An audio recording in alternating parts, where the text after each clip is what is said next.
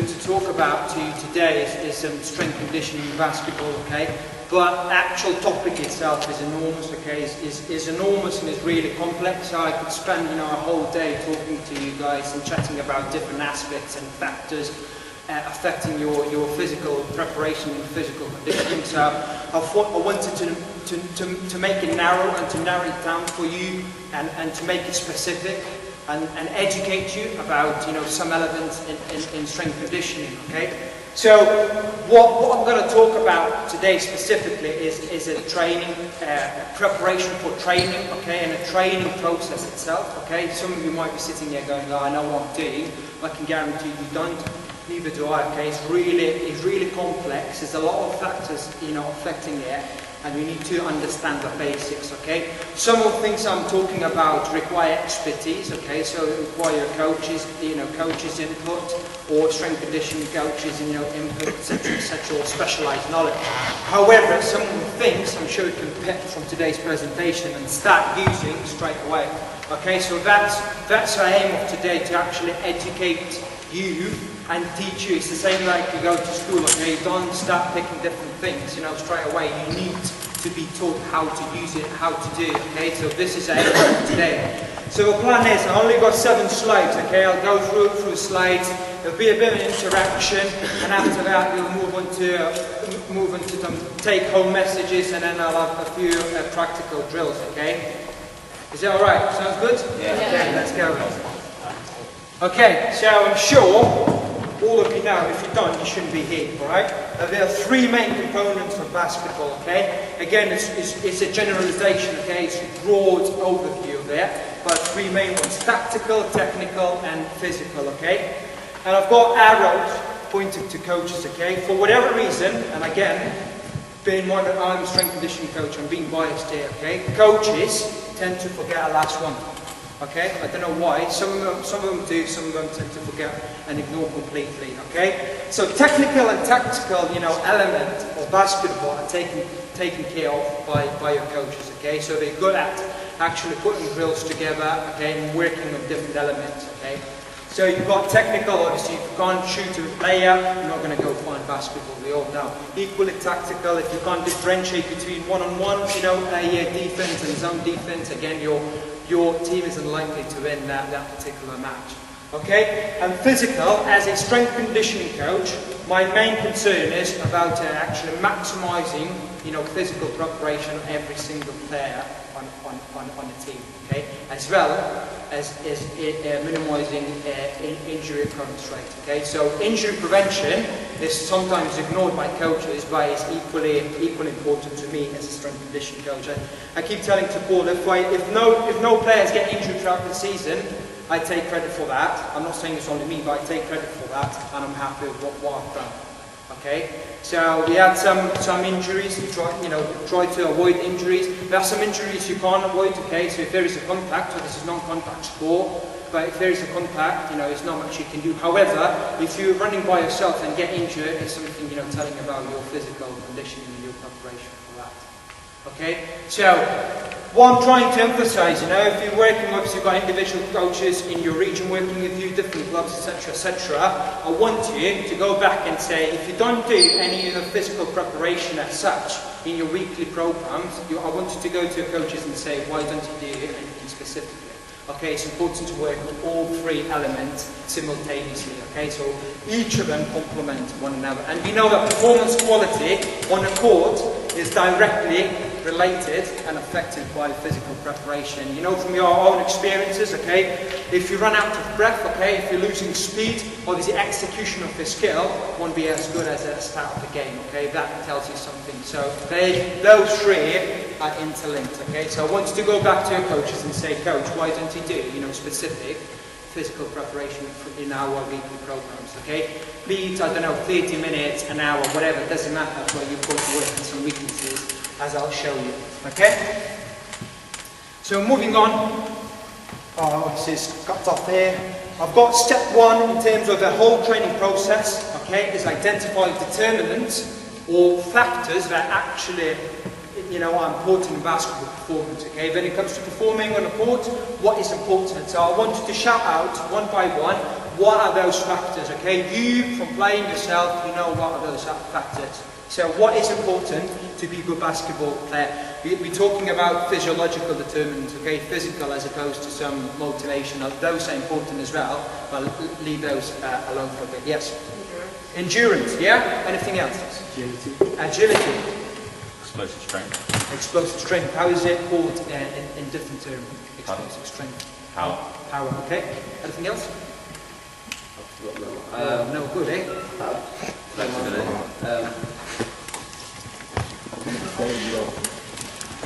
Okay, so it's related to power, okay. Balance. Who's a balance? Well done, yeah. Speed. Coordination. Coordination. Reaction. Anything else? Anything else? Flexibility. Flexibility, okay. Any more? Okay, so you probably listed most of them, okay? You've done that, unfortunately, again, it's cut off. You've done that from your experience and watching, you know, elite basketball players play, okay? I found this one in literature, okay? What I've got here is a bit more complex model of what you just listed, okay? They all are interlinked, and that is key, okay? Those in yellow, okay, in yellow boxes are actual end product, what you want to achieve in basketball, okay? So someone said strength, but then went on to correct himself and said all done power, okay? So you can't develop power without being strong enough, okay? But in terms of basketball performance and direct, you know, effect on a court, you need to be powerful in order to be fast, in order to jump high, etc., okay? So strength endurance, okay? You want to be repetitive at what you do, okay? To have that ability to resynthesize energy and be repetitive. Someone said coordination, balance, flexibility. If you could see it's mobility here, you've got range of motion, again, some of them have been mentioned. What I would say, on the right hand side, these are a bit easier to work on, okay? So these are, you can do that on a daily basis by yourself, okay? Obviously you've got to understand how to work on them, but these are a bit easier to achieve and progress at the rate you want to progress, as opposed to these ones. These ones require your coaching input, okay?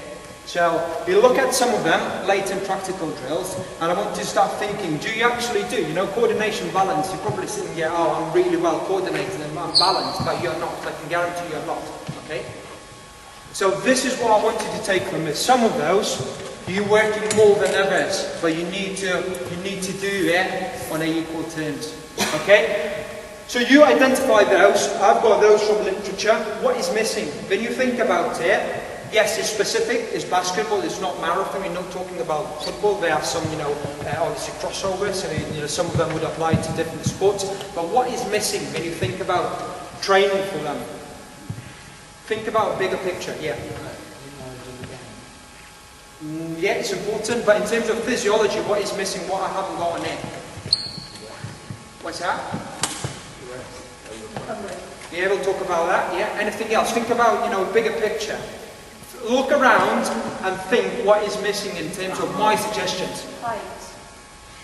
What is another term for height in terms of your size, okay? Physical development, maturation level, okay? Anything else? So that's one, okay? You've got someone, you know, who's 80-year-old. You know, you've got someone who's 17. You're all at different rates of maturation, okay? That is important. Yes, you'll be working on these elements, but you'll be working at these elements at a different rate, okay? Because some of you are more mature already. Okay, anything else? Gender differences, alright? Both males and females, okay? That is important. The way you approach training is completely different. Basics remain the same, but you've got to take into account, you know, gender differences. Anything else? Do you all play at the same level? Do you all come from the same club? No. No. You come from different performance levels, okay? We've got guys at the back playing for university, okay? Obviously they're well developed, they're at a higher level, okay? Some of you just starting your careers as basketball players, that is important, okay? So if you're just starting, if you're 8-year-old, I don't expect, you know, after my session going to, you know, into a gym and start bench pressing, you know, 100 kg. What I'm talking about is balance, coordination, those little things you can work on in your free time, okay? So think about it. And think about, you've identified where you are at the moment, so in your head, start calculating, okay, so how good I am in comparison to everyone else in this room when it comes to speed. I'm a fastest, yeah? If you're fastest, are you agile, you know?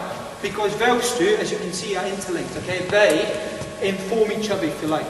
Okay, so start thinking about that. So, that was step one, okay? You all well know what important physiological factors affecting basketball performance are. Step two would be testing, okay? I've got this one from my own files. This is what we used for Worcester Wolves, okay? Last season. This is what we've done. In order to identify your strengths and weaknesses, you've got to test for every single factor on that list. Okay, so this is what we've done. Okay, we did some body composition. Some of you identified different size, different height, different weight. Okay, we looked at percentage body fat. Okay, so how much body fat they carry. Okay, we looked at vertical jump. How high can they jump? Agility test, sprint, line drill. Okay, so anaerobic power, and then just finish off your yo-yo intermittent recovery test. Okay, similar to bleep test. Everyone done bleep test? Okay, so what I'm trying to do here, I'm trying to target every single aspect that is important in basketball, okay? And once I've done that, we'll move on to the next step, okay? So what I've got here, in order to get those baseline measures, I'll answer in a minute. In order to get those baseline measures, every single player in your club, in your team, has to be tested, okay? Then you start comparing among yourselves, okay? So if you compare to John sitting here, oh, John, how fast are you, okay? That serves as motivational tool, okay? If you want to improve my speed, okay, how fast I can run 20 meters, I'll be working on that element, okay? So you can start creating a profile, yes? By yo-yo intermittent recovery test, do you mean like how long it takes us to get back to our like regular BPM? That is just the difference covered. Okay, so it's exactly the same principle, but what you've got in yo-yo, have you done yo-yo before? No. The only difference between yo-yo and a bleep test is that at the end you've got a bit of recovery time. Okay, so you finish out 20 meters, okay, then you go from line to line, okay, from count to count, and you've got 5 meters recovery time. Okay, so you turn round. The reason why we're doing yo-yo intermittent test, good question, is to make it even more basketball specific, okay? So bleep test, obviously you've got to change the direction based on continuous, okay? In basketball, you never run continuously for 10 minutes, okay? You change the direction, change the speed, etc., etc. So that takes that into account. Okay, so second step. And I don't expect you, okay, at your age, and clubs you play for, to have all the specialized equipment to test for. Okay, but you can use a stopwatch, okay, you mates get together, you can use a stopwatch, okay, how fast can you run? 20 meters, how fast can you run 10 meters, okay, how long it takes you to complete a suicide run, etc., and start writing it down, okay, you come back in a week's time, in a month's time, in a year's time, and say, oh look, I've improved, okay, reps. If you're doing push-ups, how many push-ups can you do in one go, okay, maybe you can do 10. Okay, in 2 weeks' time, maybe you can do 15. You know what I mean? So start writing down. Don't be expecting to have all this specialized equipment because it's time-consuming. It'll take a while to take you through. But some simple baseline measures are really important for you guys. Okay, for your motivation and for your improvement. Okay, so step 2 completed.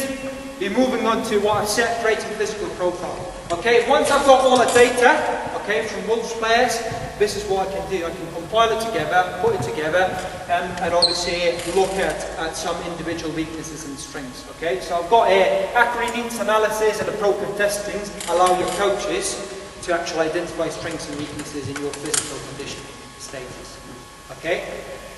You can do that as individual players, obviously that's ideal. These are different roles for individual players. However, it's time consuming, as I said.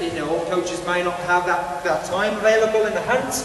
You can do positional groups, okay? So point guards together, again, who's the fastest among them? Centres, who's the strongest among all the centres in this room? Okay, so you can do individual players or positional groups. And this is what I've got here. Okay, as I said, all those tests and all the results coming from those tests are in this table here. Okay, so I looked at the body mass, height, skin folds, how long it takes them to complete a T-test, for agility, suicide, etc., etc.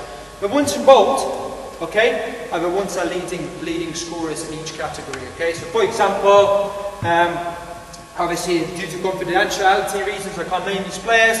Someone had the lowest, scrim force, so obviously that player has lowest, percentage body fat. Obviously, the heavier you are, the lower speed he'll take. What was the lowest? Skim force? Yeah. It's 38.85 millimeters, okay? So I haven't converted, this is in millimeters, okay? So what I do, I pinch a bit of the skin, a different sides of the body, okay? And I add them all together, and this is what I get, okay? But this is, don't get this wrong, this is not percentage body fat, okay? So I need to convert that one. But it's a better measure for me to actually track and see changes over time. Once I've done that one, I can look at averages. Okay, so for example, look at two-sided average, it's 28. Okay, so I've got 28. However, someone ran 26.94, someone ran almost 30 seconds. Okay, average is not showing much. Okay, so again, ideally we'd look at individual performances. What's that? Oh, suicide ring. So you know a suicide free throw baseline, this is how long it takes to complete them. Okay? Again, you can use this data to see where you are. Obviously, ideally you would use the same age as you, okay? So maybe someone from Manchester, you can look at some more basketball schools or clubs from London and see how they perform. This is elite level, okay? So it's hard for you to start comparing it because you'll be at a slightly lower level, okay? But in 4 years' time, as I said, you'll get there. Right then, the final step, obviously, is training. As I said, don't look strength conditioning as just going and hitting, a heavy weight in the gym, okay? It's only one element, and I'll show you why, okay? There are other, little aspects you can work on in your own time, okay? When it comes to elite level, obviously take boys next door to the gym, okay? To lift some heavy weight, okay? Do some power work, etc., etc. Well, what is important for training is set. Once you get those results from the testing, and after creating the physical profile, you can target those weaknesses and strengths, okay? So obviously, ideally, you want to maintain your strengths. If you are fast, obviously, you're looking after your speed, okay? But if you're not, coordinated enough, obviously, coordination takes priority, working on your coordination. All right? But what is important, and I've got periodized. Has anyone heard that term before? Okay, basically what it means a structured and progressive. Okay, again, going back to a point someone made at the start, you're all at different age, okay, different chronological age and different developmental age, okay, different, maturation rate. So you have to work at your own rate, okay, you can't look up to, someone else sitting in a back and he goes, oh, you know what, I'm doing 3 sets of 10 reps in the gym with 50 kg, and you go and try and do, you can't be lift it, you know what I mean? You've got to work at your own rate, okay, in order to get those maximal outcomes, okay, and gain those beneficial results at terms of your training program. Okay, so remember structured and progressive, okay? As I said, if you've got your diary, okay, I've completed for 4 weeks' time, I've completed every single week, I've completed 10 push-ups, okay? Why don't you go up and do 12 push-ups for the next 4 weeks, etc., etc. The same improving your time. You need to start changing, otherwise you'll plateau and no gains will be made, okay? What is important is to have those short-term training goals, okay, as well as long-term training goals. So different shorter training goals in terms of the physical, tactical, even technical. You come back home and are thinking, okay, what is my goal for the next 3 weeks? What do you want to work on? Do you want to work on your dribbling? Do you want to work on your defense, etc., etc.? The same applies to your physical preparation. Okay, I want to improve. I want to jump higher by 1 centimeter. Start of October. Okay, so you've got to have those short-term training goals to keep you motivated. Okay, and in place towards actual long-term training goal. And then I was saying, about talking about Rio de Janeiro, I meant it, okay, it's long-term training goal. Where do you want to be in 4 years' time, okay? How well do you want to have your power developed, okay? Or are you happy where you are, okay? Do you want to work on your strength? You're a big man, do you want to work on your strength? Yeah, what other weaknesses you've got, you reckon, from just playing basketball, going to the gym? Have you tested before now? There you go. So for you, just because you're so big, okay, you need to test those weaknesses and strengths. I'm sure you'll be really strong, but are you powerful? Can you jump, high enough? Are you, agile enough, etc., etc. And it's not only me picking on you. So it applies to all of you in the room. Okay. So that's what you've got to start thinking about. What are your goals? Okay, what you want to try. Did those boys who coached you did any of this stuff, you know, during practices? Did they work on the speed, agility? Did you do any drills? Because I see some equipment. What did you do? Good. So you're working on your action. Anything else? Ladders? What's that for? Speed. Excellent. Speed. Yeah. Anything else? Coordination. What did you do for that? Well, that's kind of ladders as well, I guess. You know, Yeah. Obviously jumping on one leg, etc. Anything else you can do for that? Probably tennis balls, yeah? How coordinated you are, you reckon? With how I jumping around the guy. Yeah. Okay. Okay, so how coordinated do you feel after doing that one? More than you did before. When was the last time you did? No, you didn't. No, that's fine, you know, it's an improvement already. You get familiarised with what you actually do. So where would you put yourself among, if you look at people around you, how coordinated, are you best of all of them? Were you in the middle, in a pack, or what? Come on. I don't know, medium. Medium, okay. Anyone else? How coordinated are you? Medium? You? Medium? Yeah. What do you think of weaknesses actually? Speed? Okay, so you're not fast enough. Okay, so maybe short and long term training for you will be going back to the coach and saying, Coach, I want to work on my speed, what can I do?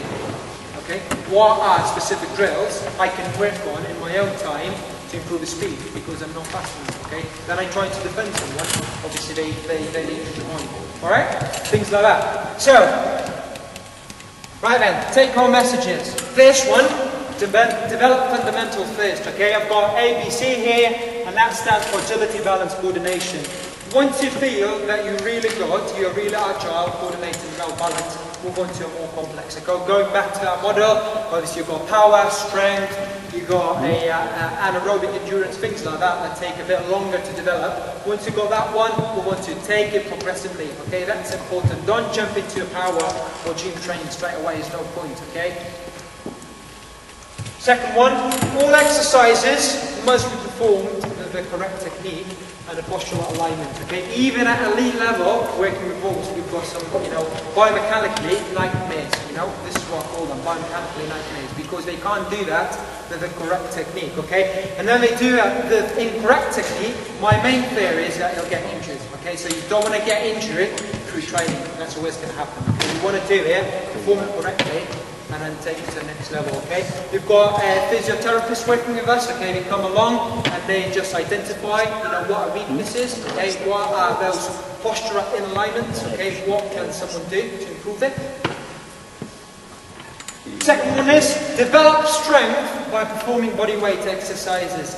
And here, I'm not being funny, but at elite level, I've got some players that you can't bloody perform, bodyweight exercises. So how do they want me to implement, some weight training exercises that they can't do with the body weight? Okay, and I've got push-ups. You've got parallel bars. You can do Romanian dips, things like that. Push-ups, pull-ups, things like that. Once you're comfortable, move on to using machines or free weights. Okay, take that message. Okay, do those push-ups. How many push-ups can you do? So you've got parallel bar dips. You're just holding on bars and you just do dips, okay, go down. So you can do those, that's body weight, okay? You don't need any specialized equipment, it's in any gym, okay? Pull-ups as well, got bars, pull-ups. How many push-ups can you perform? How many? If I ask you to do the account, how many can you do? Well, 5, 10, 20, 100. How many? How many? Never tried that. Do you think it's important in basketball? Maybe you can go home and try it and then say, okay, this is my target, is to improve my push-ups repetition by 3 by next month. How many push-ups can you do? How come you've never done it before? Have you? I've never pushed myself. That's okay. Okay, that's fine. How about you? 10? That's not pushing myself. Like if I was pushing myself, I'd probably go like 50. Okay. So, is that you never push yourself to the limit? But I wouldn't do that because it'd be pointless because it's not. So having my prep wouldn't go to the top stage. Yeah, but it's good to know where your limit is, isn't it? So if you're always performing at 10, or when you do 50s, no point doing 10. Maybe you want to do a bit great, maybe you want to do 25 to keep improving. Alright? Right then. Strengthen the core muscles, okay? When I say core muscles, I'm talking about abs and lower back, okay? Glutes as well. Some players suffering from lower back pain, okay? And it's, again, you've got to implement those corrections for them to catch up, and this is bad. At your age, you have to have strong, core muscles. I'm talking about six packs, all of you, all right? And really strong lower back muscles, because, as you age, obviously it's more stress, more body mass added on. For big man in particular, okay, you're much bigger. Think about do you do any core strength exercises? No, no. Why not? Do you do sit-ups? Okay, so that's one. About you do planks, side planks, normal planks. Okay, so things like that. Obviously, look for different exercises and do that. Okay, that's important. And a final one, someone of you mentioned correctly at the start. What you've got to remember, and players don't get this right, that all the adaptations from training occur during your rest time. Okay? Okay, so you do all these drills, you do practice, go to the gym, play basketball, technical, tactical, running around, etc., etc. But that's not happening instantaneously. Okay? All the adaptations happen when you go home. Okay? As soon as you start resting, this is where your body starts responding to what's just happened, okay? All the different chemical changes, anatomical changes possibly, etc., etc. But in order to achieve a good rest, it's all about good sleep, good diet, and obviously having a proper rest as opposed to going in a nightclub and dancing all night, all right? So sleep, you've got to get that quality sleep, at least 8 hours, all right? This is when you start producing, growth hormones, okay? In order for you to grow, you need to have those hormones, okay? And this is when they are produced the most, okay? During your night sleep. Diet, McDonald's is not good. Obviously, you know that. In order to recover from intense training sessions, you have to get carbohydrates, okay? A bit of protein and fats, okay? But carbohydrate is your priority. Pasta, rice, chicken for protein, okay? Beef. McDonald's is not balanced diet. If you don't get balanced diet, all of this, is not going to happen. And finally, rest. Go home and rest, okay? If you've got a night training session, rest. Don't go out, have fun with your mates. Do that on weekends. I appreciate your social side of your life is important, but think about rest always. You're not going to go anywhere. All right, and anyone's got any questions? Yes. There's pre-season, peak season, and post-season. Yes. What do you suggest we do during different periods? During pre-season, what should we focus on, and then during peak season, what should we? Again, it's hard to say because you are different to everyone else in the room.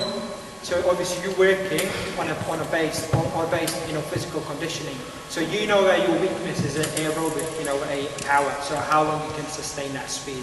Let's say speed endurance. So you want to be working there pre-season. And when it comes to in-season, what we're facing, biggest challenge we're facing with professional athletes is maintaining that form. Okay, so you can build that foundation, but when it comes to season, it's all about playing the sport. It's having 2 games, every weekend. So for me, it's just maintaining because coach will take care of them. Okay. So for you, obviously working on those weaknesses. Okay. So identify those weaknesses and work on them in the pre-season. However, when in-season comes, okay, basketball and court, and performing in court is most important. Okay. So you want to play for your team, you want to play for your college, etc., etc. And think about how you can maintain them. So obviously a volume and intensity will be reduced, okay? So if you are really intense pre-season, you're not going to maintain that because you'll get fatigued and overtrained. Okay, so things like that. But in terms of going to the gym, a very basic periodized plan how we work. We're starting with again doing some body weight exercises, for players coming from off season to pick up. Okay, then we move on to endurance. Okay, to prepare those muscles for high repetitions. Okay, a few sets of high repetitions. Then we go into strength. Okay, building that strength. As you saw arrows pointing down. Okay, without strength you can't have power. But training for power and strength is completely different. It's more explosive. Plyometric is the best way to train for power. Okay, so that is a normal cycle, and then coming into off season again, it's a maintaining what you've built for the whole season. All right. Any other questions? No. So you'll do some. There you go. Can't even see. Time for some practical drills to put here. There's more players than I expected, so I'll probably have to split you in two groups, and I'll ask some coaches to help you with that. But if you can just line up along the baseline, okay, facing wall, so just form few lines.